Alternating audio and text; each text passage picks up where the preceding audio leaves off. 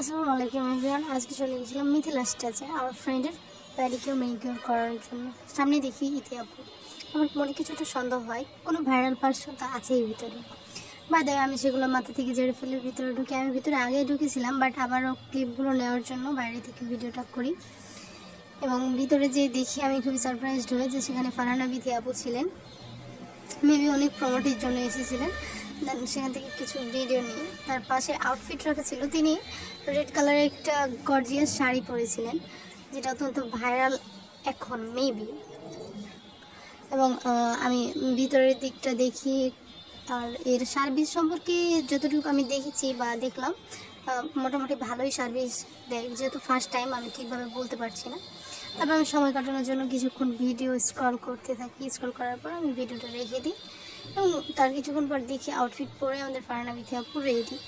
ওনার সাথে কথাই বলছিলাম, পরে ভিডিও ক্লিপগুলো আমি নিলাম না কারণ চুল ঠিক করা হয়নি। লাস্টে আমাদের কাজ না হয় একটা ভিডিও নিয়েই চলে আসি, কোনো ফটো বা আর কোনো কথা হয়, এভাবেই শেষ হয়েছে।